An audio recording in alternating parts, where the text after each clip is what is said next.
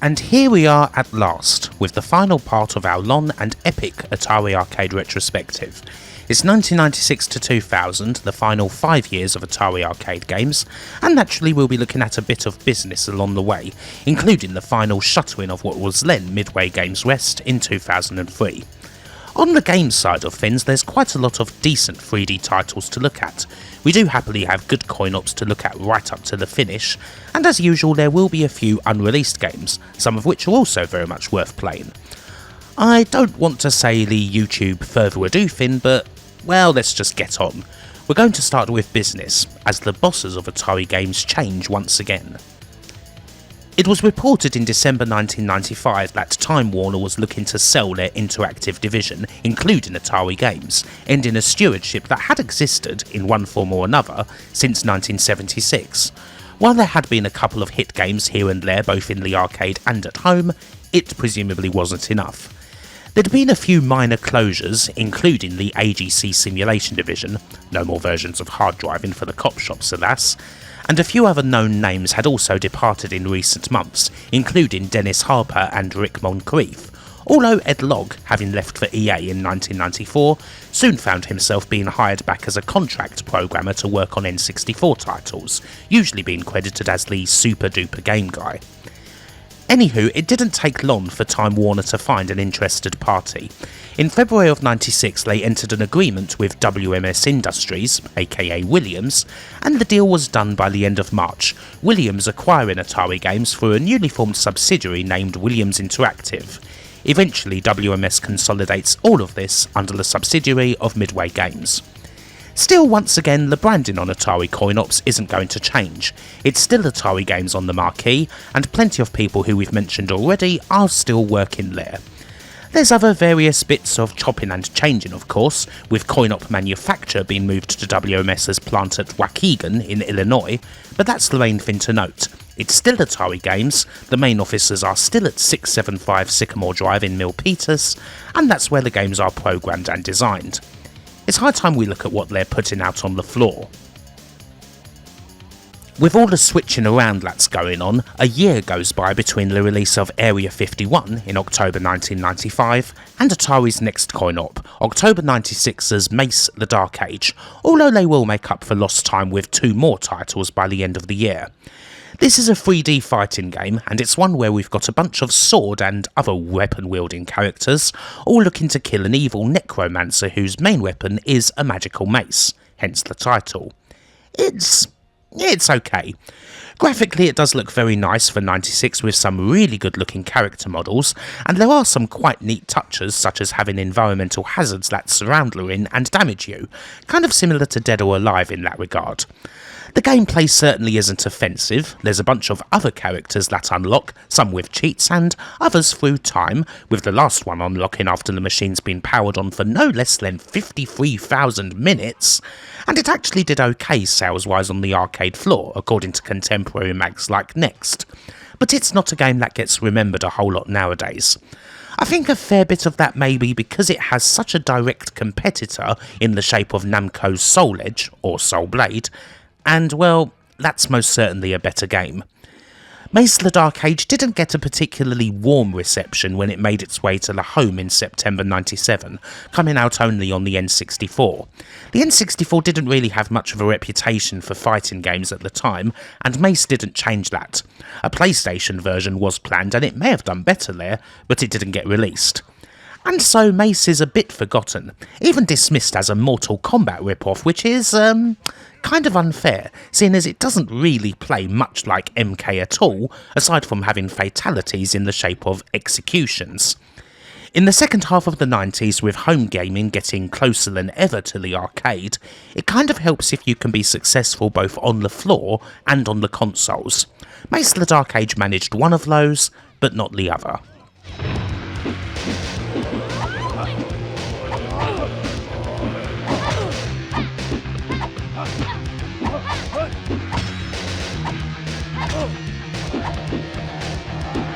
Racing games aside, Atari don't have too many arcade sports games, but here, also from October '96, we've got another one. Atari inked a deal with Wayne Gretzky and the NHLPA back in 1994, which previously resulted in a rather middling 16-bit hockey game, but Wayne Gretzky's 3D hockey is a whole lot better. It's kind of appropriate now that Atari are hooked up with Midway that this sports game is pretty damn arcadey, trying to be ice hockey's answer to NBA Jam. This is ultra fast, you get power-ups, and lots of goals are going to be scored. And you know what?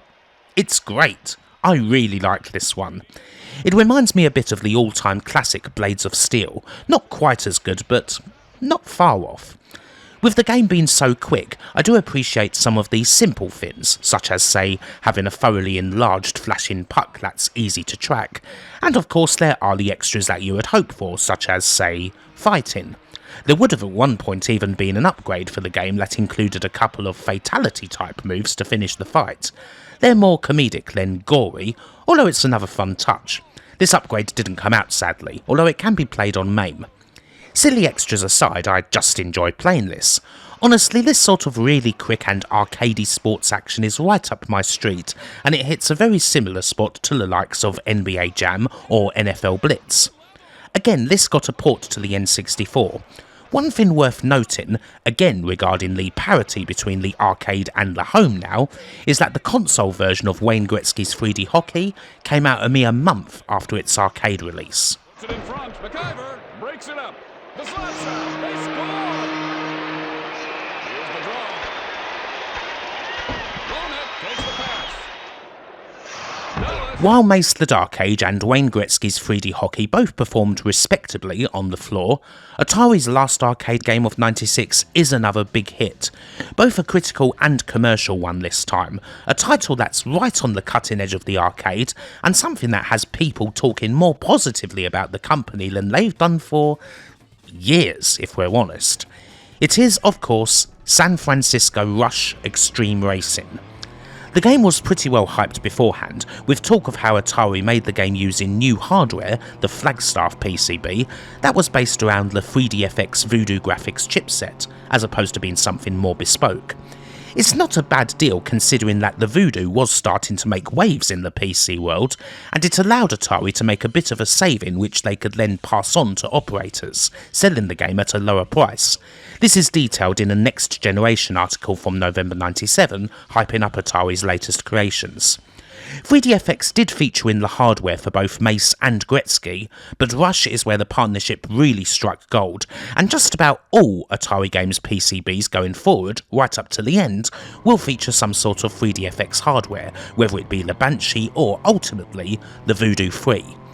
As far as the actual development of Rush goes, things generally go fine over the 2.5 years that it took to make the game, even despite the challenges that Atari Games faced over the period. Indeed, according to game designer Cameron Petty in a 1998 Game Developer article, the sale to Williams was actually what directly led to the inclusion of the 3DFX hardware, as WMS had already started working with the then still obscure startup by the time Atari came into the picture. Petty got his major Atari start by designing Primal Rage, and we do have a couple of older Atari heads on the project overseeing the action, particularly John Ray, who's been part of the company since 1977. The appeal to Rush is of course pretty similar to that of all the other damn good racing games you'd find in arcades at the time. You get 3 tracks to choose from, all of which are based around various parts of San Francisco. They were at one point meant to be more accurate representations of the city, but they were modified to be more speed friendly. You get different cars to choose from too, which pretty much act as the difficulty setting. This can be a nice and casual ride where the wheels are friendly to you, or you can go for the extreme full-on simulation experience and push it to the limit. That's your choice. You race hard, you hit the checkpoints, you get some pumping music. It's all hitting very nicely, and if there is one thing that does set San Francisco Rush apart from, say, Sega's racing titles, is that the tracks usually feature quite a lot of shortcuts dotted around them, ranging from simple cuts to some quite risky rides that'll put you pretty far ahead. And of course, there's the jumps. This isn't a game where you just stay on the ground, it's one where you get a whole load of big air, sending your car flying all over the shop. The shortcuts and the wild jumps help a hell of a lot with replay value, and it definitely helped San Francisco Rush also become a successful game in the home. This time both the N64 and PlayStation got a version of it, which is nice, and that home version was again designed by Ed Logg, with additions such as hidden keys on the tracks, a couple of different modes, and a modified version of the track that would be the centrepiece of October 97's arcade upgrade to the game, Rush the Rock Alcatraz Edition. Rush the Rock is a damn great upgrade, really. That Alcatraz track is huge and tons of fun. There's a couple of other cool new tracks, new cars, a mirror mode. You can't exactly complain about more of the same for this fantastic game, and there was another upgrade after this in 1998, the Rock WaveNet, which is the same but with the addition of multiplayer online support through the aforementioned WaveNet service that Midway provided. San Francisco Rush is quite simply a triumph, the most acclaimed and loved Atari arcade game in a very long time, with well over 10,000 units shipped for the arcade and over 500,000 console games sold for the original. It deserved every last bit of it. It's a classic arcade racer and unquestionably one of the best of its generation. Mind you, it's not alone on Atari's track.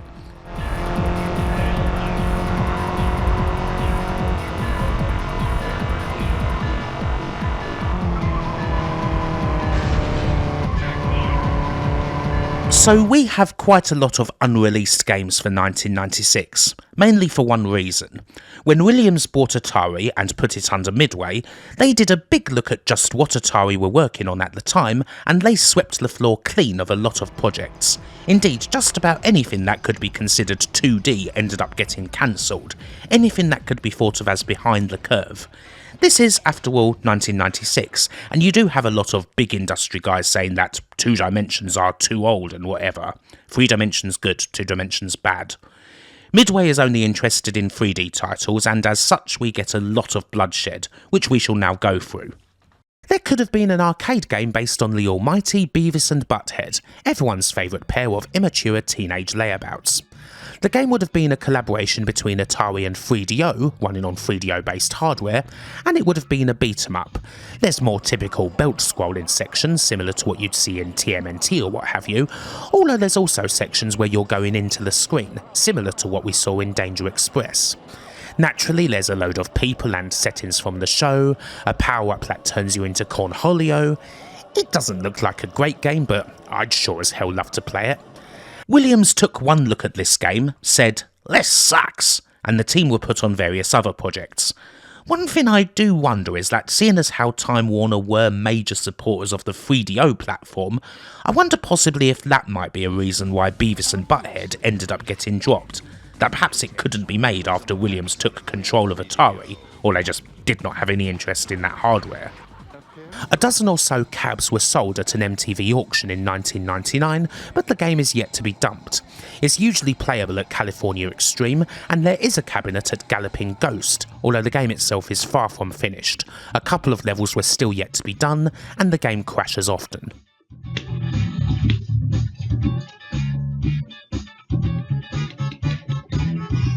Here's another intriguing one. Bloodlust IK3 from 1996. The title should give you a little clue here.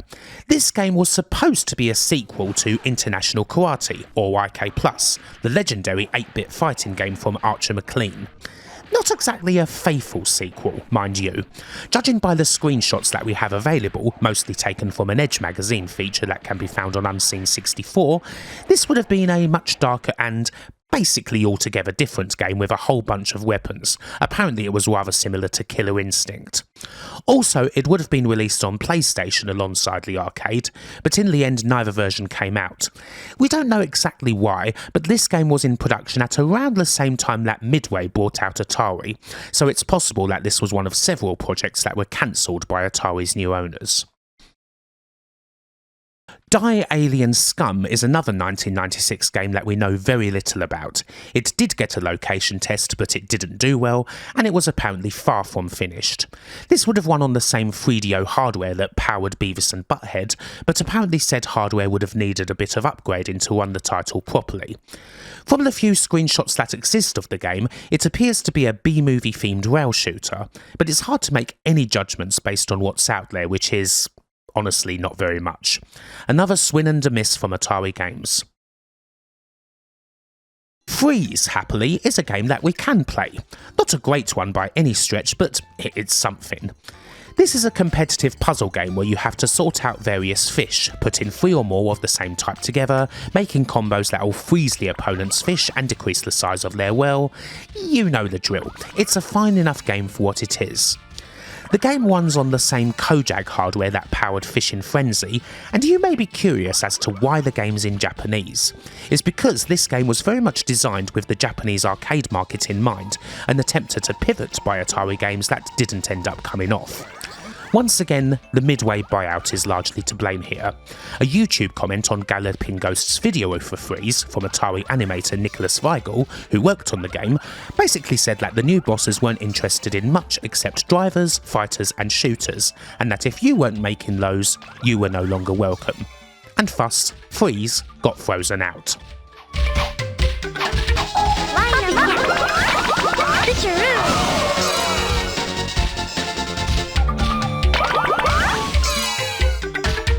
As we've mentioned in the previous part, 1994's Primal Rage was a smash. A digitised dinosaur fighter that also made a whole load of cash in merchandise sales thanks to a popular action figure line from Playmates. It's surprising because you would have thought that something like Primal Rage would have been an absolute shoo-in for a sequel, but while such a thing was worked on, it never came to be. Primal Rage II was cancelled in 1996. In this sequel, you would have played as avatars, human characters that you'd be able to change into the original game's beasts, kind of similar to Bloody War, although that game came out a year later. Again, Atari just didn't feel that this sequel was going to make money after they'd tested it. And indeed, a digitised fighter like Primal Rage may well have felt like yesterday's news in 1996, when everything else including fighters were shifting to full 3D. However, the game is actually playable nowadays. Footage of it appeared on YouTube in 2012, and in 2017 it was made available in MAME, although it's only available in a build of MAME that's specifically designed to play the game, made by someone named Gruntzilla94. The code that's out there is still pretty far from completion and is prone to crashing a lot, but it is playable.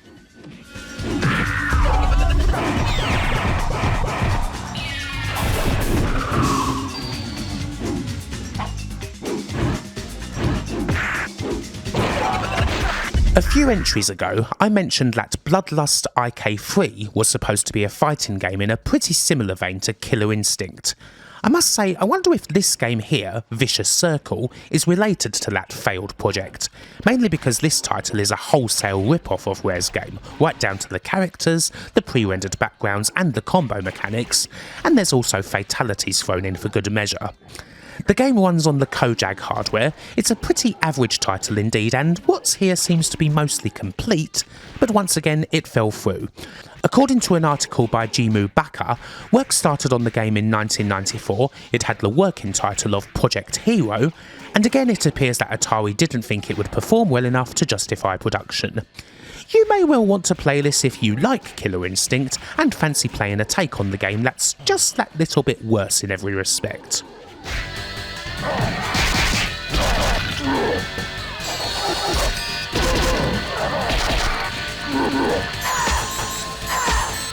Seeing as Atari spent most of 1997 in the arcade doting on their new hit game with upgrades, and we've already covered the excellent Rush the Rock, we only have one other new game for 1997, which is in itself also an upgrade of sorts.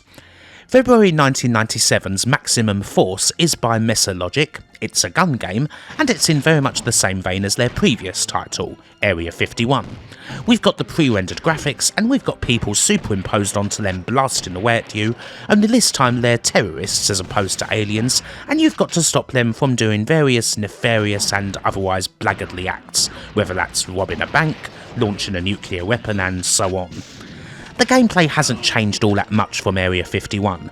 Everything that you shoot is going to explode into gibs, and there's still a bunch of other things on the screen that you can blast at in order to get other weapons, multipliers and the like, secret rooms that you can get into, and there are again a couple of little Easter eggs, such as duck hunt and chicken hunt minigames that you can access with some specific shots. The story here is kind of similar to that of Area 51. The critics already didn't hugely care for that game, and unsurprisingly they didn't care for Maximum Force, especially when it came to the home. However, it did do well on the floor. It's a cheaper gun game than others, and so it wasn't exactly a cab you'd have much trouble finding. In 1998, Atari released a special duo cab that put Area 51 and Maximum Force together, and I seem to recall playing Maximum Force in that way more than any other. Seeing as I like Area 51, I do quite like Maximum Force as well. The enemies may be a bit more generic, but there's still a lot of blasting, and the occasional bout of silliness, whether it be metal detectorists scouting around the uncharted nuclear island, other confused hostages, and the occasional cheeky reference. They're very fun titles, so long as you don't take them all that seriously.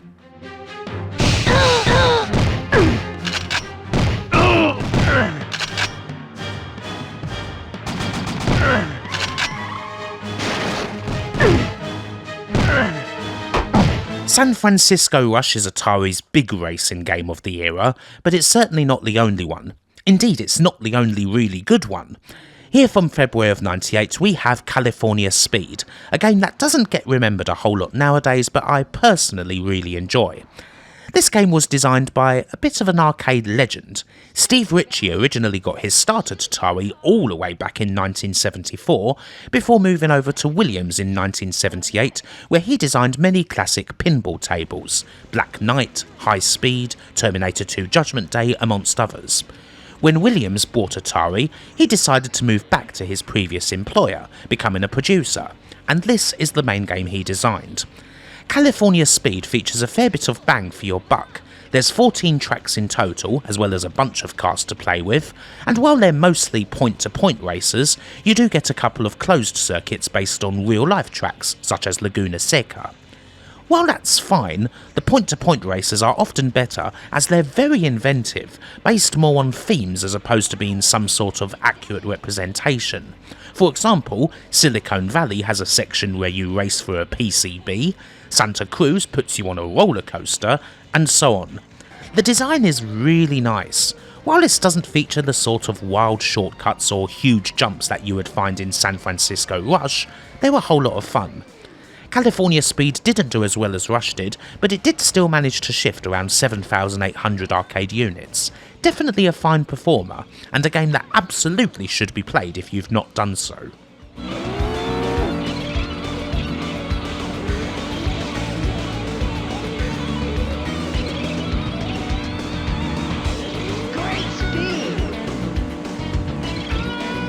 July 1998's Vapor TRX, the TRX presumably short for Tracks, isn't a particularly well-known title nowadays, seeing as this one didn't leave the arcade.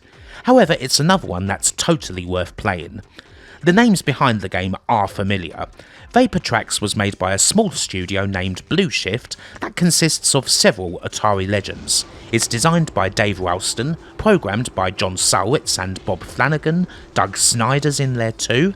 It's a good bunch of old heads. The last time we saw Ralston and Salwitz for Atari was back in 1990 with Rampart, although they've still been active in that time. They switched to EA where they designed the rather cool Haunting starring Poltergeist, and Ralston came up with the initial idea for Skitchin. Now they're back doing stuff for Atari games. This is a very intense futuristic hover racing game.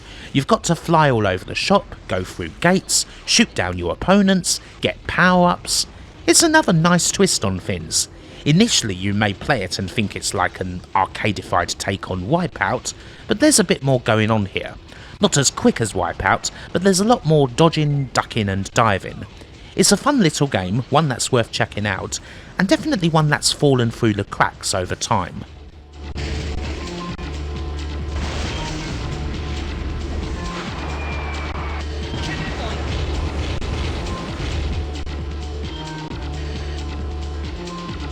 September 1998 sees us go back to the relentless blasting of aliens. It's Area 51, Site 4.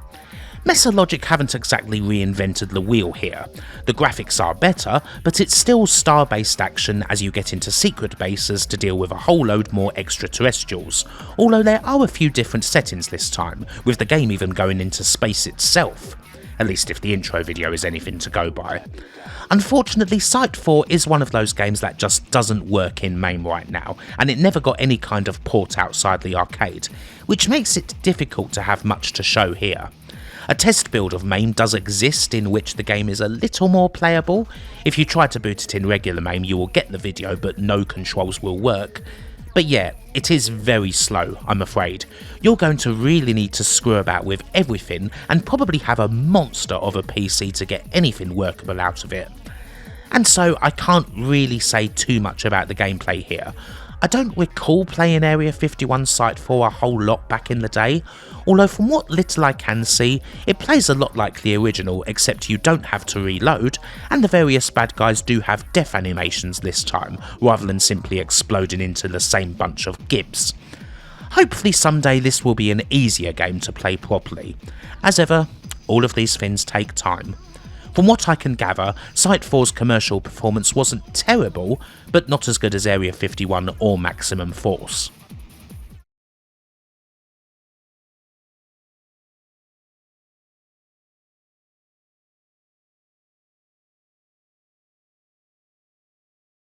Racing games, shooting games. Is there something else that Atari can do now? As it turns out, yes there is. They can, once again, revisit an old legend, a well-loved game of the past that certainly has potential for a silky modern update in lovely 3D form. And in October 1998, that's what we get when they release Gauntlet Legends. The legendary quartet of Wizard, Warrior, Valkyrie and Elf, now renamed Archer, are back again, and they've got another big quest to get their teeth into involving collecting runestones and defeating a monstrous demon named Scorn. This time around there's quite a lot more RPG elements added to the Gauntlet experience, making this a bit of a hybrid between the classic arcade original and a more involved dungeon crawler like, say, Diablo. You still have the old trademarks, the hordes of enemies, the generators they spawn from, the keys to open doors, magic potions, treasure chests, food, so on. Some of the more natural additions, aside from the obvious 3D and the lovely graphics it brings, include big boss fights that you didn't necessarily get in the original, and having different quests to choose from. But the big addition comes through being able to truly level up your character.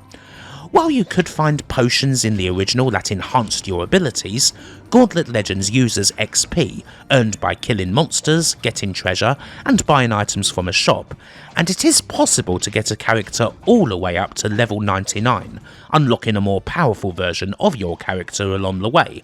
The warrior becomes a minotaur, for example, as well as new weapons and familiars. Indeed, Gauntlet Legends is really meant to be played over multiple sessions. It would be silly indeed to try and max out a character in one go, and so here you can save your progress through a password system. Having passwords in arcade games isn't a totally new thing, seeing as it goes all the way back to Namco's Return of Ishtar from 1986, but it's a very neat touch that doesn't get seen a lot, and in this instance it makes Gauntlet Legends very workable as both an arcade and a home game. What Atari's going for here certainly feels like a more natural fit for consoles, but this was damn good on the floor as well. A decent hit and a very worthy return.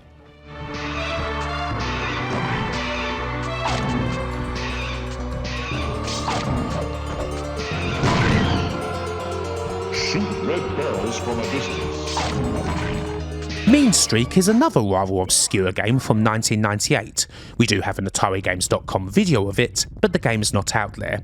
It's by Steve Ritchie, who took the lead on California Speed, and it runs on similar PC-based hardware to that which powers San Francisco Rush. However, Meanstreak features combat in the shape of guns, missiles and mines. Again, we don't know much at all beyond the ancient video that's out there. We're not even really sure when it was cancelled. It could have been before California Speed in 1997, or it could have been after.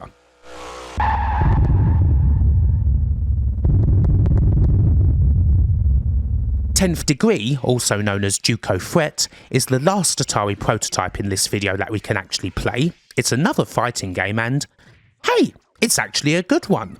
It's certainly a lot better than Vicious Circle. Hell, it's a lot better than Mace the Dark Age, and that game actually got released. This is quite different from the Western 3D fighter norm. It's got much more Japanese influence, an attempt to make a speedy fighter that's a cross between Street Fighter and Tekken, complete with appropriate meters and super combos. The guy who headed up the project, James Goddard, was the co-lead designer on Street Fighter II Champion Edition and Hyper Fighting, and creator of the cult hit Weapon Lord, so he certainly had pedigree. And while this version still does need work, it is very playable indeed. Is it a Tekken beta?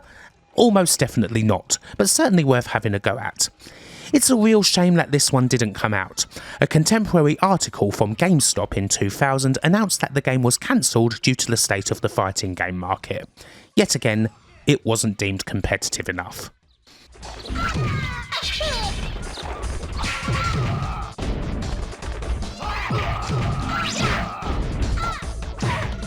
We should have a quick word on the two games from other studios that Atari released in this last period.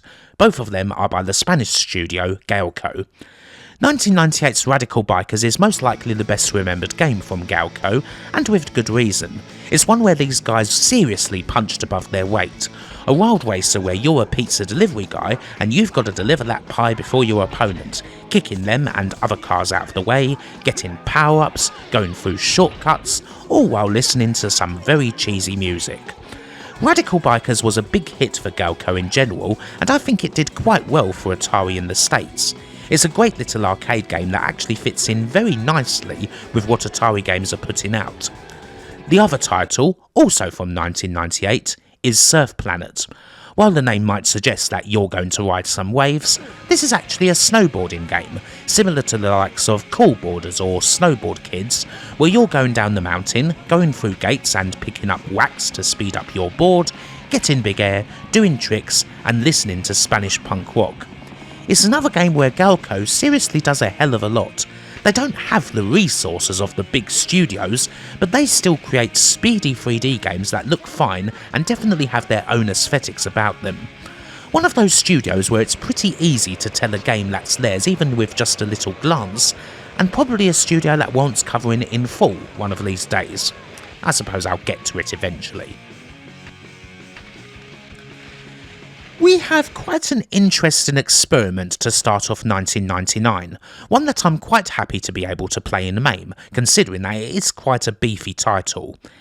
Everyone loves first-person shooters. No matter what you've got, whether it be computer or console at this time, there's going to be some big FPS kicking about. However, it's not exactly a genre you see much in the arcade, aside from a few experiments here and there. Taito's Gunbuster from 1992, for example. However, Atari did make an effort to change that in February of '99. Here's War Final Assault, and it's a proper, full-blown arcade FPS. Well, actually it can be either a first-person or a third-person game, depending on what you've got the view set to. You can pick from several commandos, all of whom specialise in different weaponry. You have an evil general to take down, a base to infiltrate, and, well, that's it, as far as single-player goes anyway. There's also a cooperative mode, and if you've got up to 4 players on 4 cabinets, you could do a head-to-head mode. This can be played on a bunch of maps, and essentially it functions like a classic deathmatch. Much like Gauntlet Legends, you can level up your character to make them stronger, and you can save your progress using a pin. I have to say, not only is this quite the curiosity, it is a very cool game. Much like a lot of these Atari arcades, it looks lovely, really colourful, and the levels are certainly built for the arcade. Generally they're short and linear affairs packed with enemies as well as the odd boss. Sorting out the controls in MAME can be a bit tricky at first, but fiddling with sensitivity should eventually do the trick if you're using a pad. Now, while this would have been totally inauthentic, I did experiment a little to see if I could use modern FPS mouse-look type controls. Yeah, that didn't really work. But it's fine with a pad. It's not a big joystick with a trigger like what you get on the arcade cab, but it works. Now, this certainly isn't the best FPS ever or anything like that, but it's cool to see an arcade take on the genre, and it is a shame that the game is very obscure.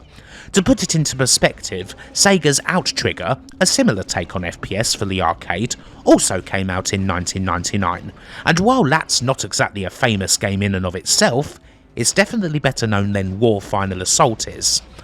I guess a big part of this is that War never left the arcade, with PlayStation and N64 versions initially planned but ultimately cancelled, and now that we're in 1999, we are at a time when the overall popularity of video games in the arcade is diminishing, certainly in the West, or rather it's becoming more of a niche. There's a few genres that definitely still thrive on the floor, such as fighting, racing, the rhythm games and so on, but War Final Assault isn't part of any of those, and so it's not very well known. But for sure it's worth a play.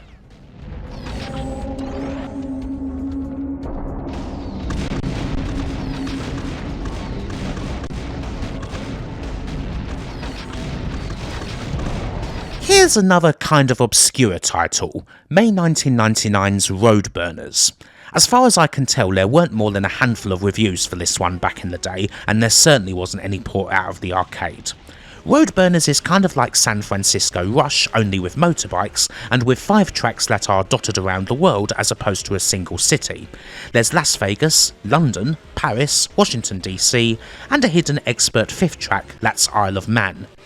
Similarly to Rush, the tracks do feature several risky shortcuts that can be taken, as well as the chance to get some big air on your bike, and well, that's about it really. It's a fine enough racing game, and a pretty cool looking cabinet, one that can be linked up with 7 others for multiplayer action, but by this stage it's not a whole lot that we haven't already seen. I will say that I do at least appreciate the appearance of a London track. It is half decent, but not something that's going to top the likes of Rush or California Speed for me.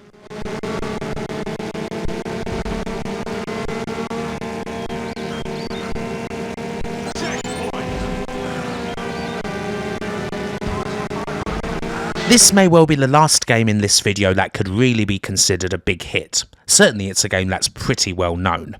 It is, of course, August 1999's arcade sequel to San Francisco Rush, San Francisco Rush 2049, an altogether different deal to the N64-only Rush 2 Extreme Racing USA from '98.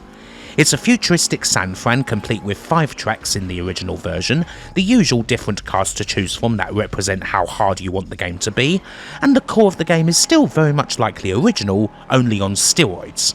Everything looks fabulous, you perform even bigger jumps all over the place, you find shortcuts that get even more obscure and can even unlock entirely new areas, also picking up coins within those hidden shortcuts that will allow you to unlock new cars and the like. It's wonderful, really. It's not a thinker of a game, it's just one where you aim to do the most ridiculous things that you possibly can. This is something about the coolest of Atari's racing games that goes all the way back to the original hard driving. In many ways, the big fun of the game isn't necessarily based around getting a fast lap or finishing first, it's about doing things that are completely off the wall.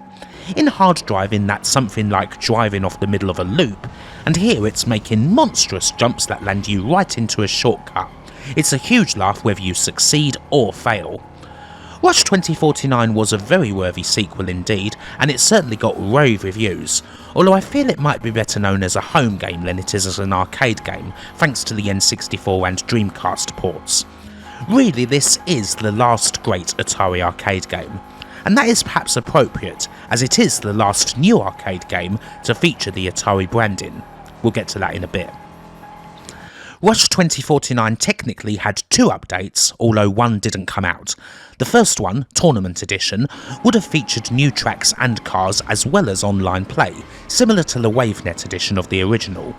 However, this was ditched before it ever entered a full release when Midway cancelled all of their coin-op production in 2001.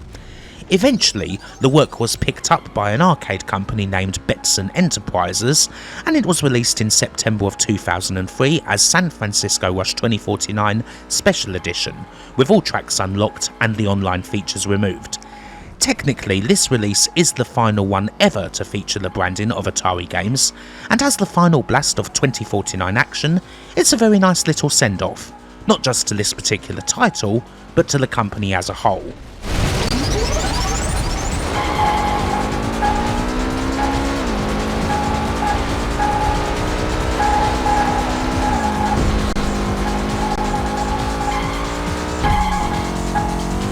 At last, we reach the final year.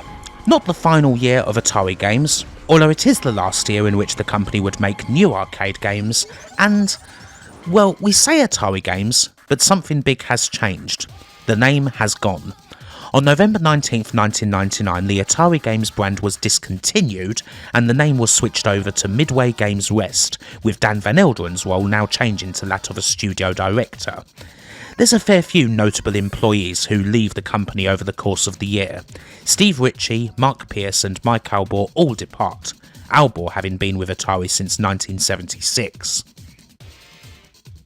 February 2000's Skins game really doesn't work at all well in MAME, although it is sort of playable, aside from it being very bumpy indeed. As the title suggests, it's a golf game, not to be confused with IREM's earlier title of the same name, and it features what you would expect to see in a golf game of this vintage. Nothing out the wazoo, just a couple of courses to go out and hit a ball on with your crooked sticks.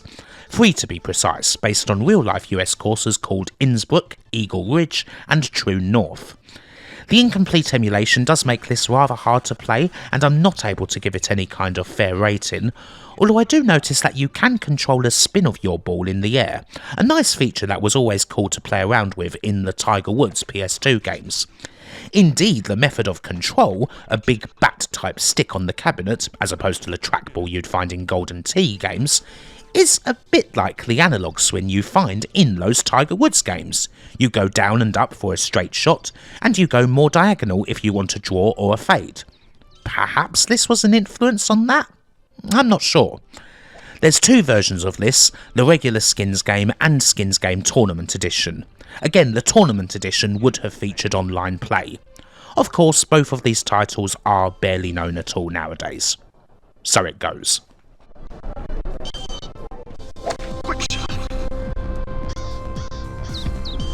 It's off the fairway.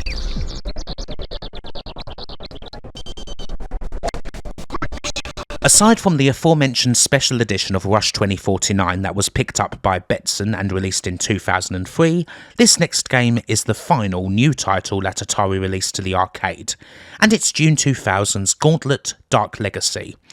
It shouldn't really be a surprise for me to tell you that Dark Legacy doesn't dramatically overhaul the formula you would find in Legends.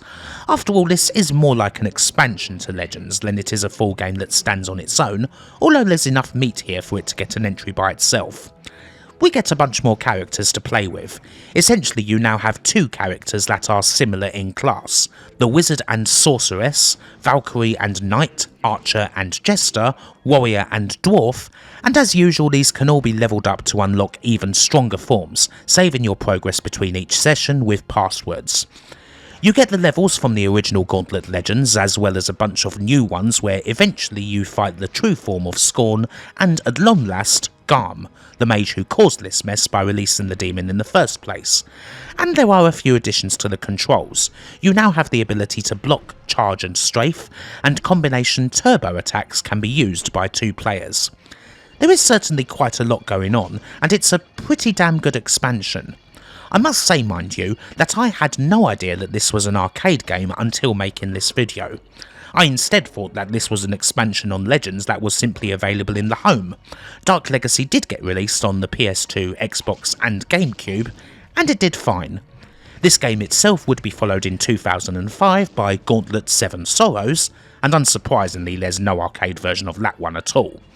Dark Legacy is very good, but it's definitely something that I would prefer to play at home. I really can't imagine repeatedly going to an arcade to play through a big old campaign of this one at this time.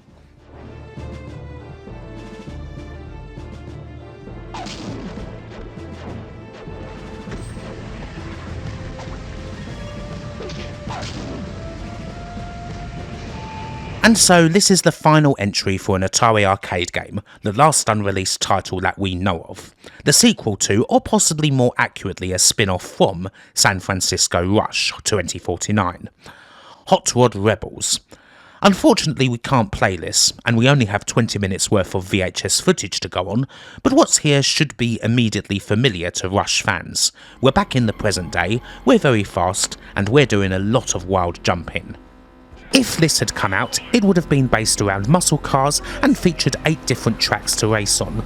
According to Steven Reisenberger, who worked on the Rush games, there'd have also been a quarter-mile drag race before the start of each circuit. However, it wasn't to be. Work on Hot Rod Rebels stopped on June 22, 2001, along with the entire work of the Coin-Op division. I suppose that at last it's time to discuss this finale, along with the console-related things that Midway Games West is such an ungainly name, did in the time before they were closed for good.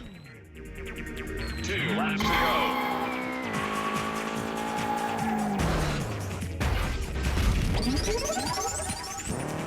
Midway's decision to turn off the Coin-Op division didn't just apply to Atari games in the end. The regular Midway games didn't release any new arcades after 2001 either, with the exception of a special edition for Arctic Thunder. Looking at the state of play, it's not a hugely shocking decision. The arcade's no longer really the home of cutting-edge video games, having been replaced by consoles in most people's eyes, and aside from racing games, Atari and Midway don't have too much that can compete in the genres of game that are still popular in the arcade. Really, most of Atari's last titles were just as suited to the home as they were to the arcade, if not more so, seeing as a lot of them had a password system and the like. Atari Games worked on a couple of console titles after the shuttering of the Coin-Op division, such as 2002's insanely awfully titled Gravity Games Bike Street Vert Dirt, with the emphasis on dirt. This isn't much more than a crappy take on something like the Dave Mirra titles, and it got scorched accordingly. A more interesting unreleased project is Area 51, which is not the game that Midway released in 2005. Of course, the 1995 arcade serves as inspiration for both titles, but little is known about the Area 51 that Atari Games worked on. It's possible that it might have been a hybrid between a shooter and a beat-em-up, at least in its very first form, a cancelled arcade game called Area 51 Grey Dawn. It seems like there was video of this Area 51 console game at one point on Unseen 64's original entry in 2010, but the video sadly appears to have been taken down at some point. This wasn't the only cancelled project that Atari Games, or I guess Midway Games West, worked on. Others that were mostly announced by Midway at 2002's E3 include a futuristic street racer called Nitro City, which we have almost nothing on, and an ancient Rome themed fighter, Gladiator Crimson Reign, which we do actually have some video and screenshots for. Unlike other Roman fighters of the time, like Shadow of Rome, this would have actually been a tie-in loosely based on the Ridley Scott film, set in AD 79 and featuring various locations for duels, including Stonehenge and the obvious Colosseum. And of course, there's Dr. Muto, which is perhaps worthy of a little bit more attention. A fair few of the remaining old-timers left in Milpitas come together for this stab at a 3D platformer, and chief amongst them is the man, the legend, the super-duper game guy, the Ed Locke, this being the final game that he designed before retirement. It's certainly not the best 3D platformer in the world, and it's certainly not something that you're going to like if 3D platformers aren't your bag, but it is a rather amusing and kooky game in which a mad scientist must build a machine that provides free energy for his planet, and he can use a spliz gun to transform into other creatures. Kinda like Space Station Silicon Valley in that regard, I suppose. The critics were rather iffy on the title, and the sales weren't exactly mega hot, but hey, I quite like this one whenever I've played it. It has a certain charm even if it is a little bit ropey, the sort of B-level title that a lot of people pine for nowadays, hardly on the bleeding edge of the zeitgeist, but something that's got heart and is more than capable of entertaining you. But, well, we do eventually get to the end of Midway Games West and, indeed, of Atari Games. Looking at the big old Michael Current Atari timeline, we have little red flags dotted over 2001 and 2002. A big departure here, a consolidation that results in a few employees getting laid off there, and so on. February 7th, 2003 is, alas, the day that the hammer falls. It's announced that Midway is going to be shutting the Milpitas office, consolidating it into the offices it already has in San Diego. All current projects were cancelled and over 100 employees left. Dan Van Elderen makes his way into retirement, while people like Ed Logg and Dave Shepard are amongst the folks who were there at the finish, having been with the company since the mid-70s. The process of shutting Midway Games West isn't immediate, but by September the whole of the Milpitas facility has closed and Atari Games comes to an end, leaving a legacy that, well, can hardly be summed up in words. We've spent 5 videos going through that legacy, all are brilliant games, so many of which are still loved now, that still get re-released in many forms, that get remade by the folks who currently hold the Atari name. It's been an effort, but have we managed to sum up that legacy? I don't know. It's certainly been quite a journey, covering the little over 30 years of the original and best Atari, and I've sure had a lot of fun along the way. Happily we had interesting titles to look at basically right up until the very end, which is nice, not to mention some cool curiosities hidden amongst the many well-known classics. I hope you've enjoyed this journey as well, no matter how much Atari you've played. And if you're just finishing up watching the whole lot, well, have you played Atari today? Perhaps you should consider it. Hopefully you've enjoyed this video and this series, and until the next time, bye for now.